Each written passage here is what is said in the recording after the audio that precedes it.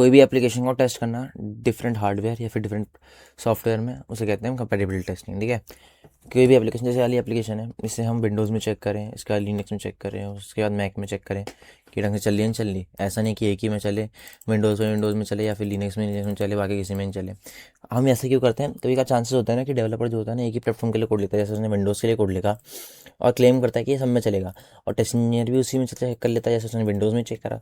But जब वो end user के पास जाता है तो वो इसी प्लेटफॉर्म में नहीं चलता। एंड यूज़र तो किसी भी के प्लेटफॉर्म में से यूज़ कर सकता है, तो वो चले ही ना, तो इसलिए कंपनी को नुकसान हो सकता है ना, तो इसलिए हम कंपेटेबल टेस्टिंग करते हैं टू चेक सॉफ्टवेयर जो है काम कर रहा है हमेशा, मतलब कंस्टेंटली काम कर रहा है। ऐसा नहीं कि 1 घंटा उसने काम किया लिनक्स पे और बाकी नहीं करा। कभी कभार डेवलपर जो होता है ना क्लेम करता है कि ये कॉमन कोड है और ये सब में चलेगा, बट क्या होता है कि वो चलता नहीं है। तो इसलिए जो हम टेस्ट करते हैं उसे, अब हम कम करते हैं, कब करते हैं? जब प्रोडक्ट जो होता है ना फंक्शनली स्टेबल होता है इन बेस प्लेटफॉर्म। बेस प्लेटफॉर्म क्या होता है, अब मैं बताता हूँ तुमको।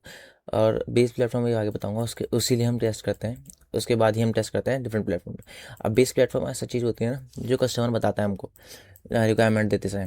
जैसे हमको कस्टमर ने हमको बताया कि बेस प्लेटफॉर्म ऐसा होता है कि जैसे वो टारगेट कर रहा है पहले विंडोज़ की ऑडियंस के लिए, उसके बाद वो टारगेट करेगा एंड्रॉयड ऑडियंस, उसके बाद वो टारगेट करेगा लिनक्स ऑडियंस, उसके बाद वो करेगा मैक ऑडियंस। तो बेस प्लेटफॉर्म वो हमारा विंडोज़, तो इसलिए पहले उसे विंडोज़ में ढंग से चलना चाहिए, उसके बाद वो दिखेगा किसी और में। तो पहले हम सबसे पहले विंडोज़ में ही चेक करेंगे। और जैसे प्रोडक्ट बेस्ड कंपनी जो अपना लैपटॉप खुद बनाती है सॉफ्टवेयर, तो उसका उसके लिए जो होता है वो मार्केट रिसर्च करती है। अब टाइप्स ऑफ एप्लीकेशन, 3 तरह के एप्लीकेशन होते हैं जो मैंने बता दिया। Stand alone application, web application, client server application. Stand alone application जिसमें हमको डाउनलोड करना पड़ता है, वेब एप्लीकेशन जो हमको ऐसे गूगल से इंटरेक्ट करने पर होता है, और क्लाइंट सर्वर एप्लीकेशन जिसमें हमको डाउनलोड करना पड़ता है बट इंटरनेट की कनेक्शन की ज़रूरत पड़ती है। अब हम कंपेटिबिलिटी टेस्टिंग 2 तरीके से कर सकते हैं। एक होता है टेस्ट इंजीनियर जो होता है ना, सॉफ्टवेयर के प्लेटफॉर्म से ना आधा आधा बांट लेगा। जैसे कि टेस्ट इंजीनियर ने एक पूरा सॉफ्टवेयर लिया, उसको किसी में करा, जैसे कि विंडोज़ 10 और विंडोज़ 8 में टेस्ट किया।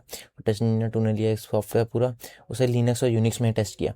तो ये तो पहली अप्रोच हो जाती है। और दूसरी अप्रोच होती है कि एक टेस्ट इंजीनियर जो होता है ना 50% ऑफ द सॉफ्टवेयर ले लेता है, 50% कितना भी सॉफ्टवेयर ले लेता है, और उसे कुछ प्लेटफॉर्म सारे प्लेटफॉर्म में टेस्ट करता है। और दूसरा टेस्ट इंजीनियर जो होता है आधा प्लेटफॉर्म ले लेता है जितना भी लेना हो, और उसे सारे प्लेटफॉर्म में टेस्ट कर देता है।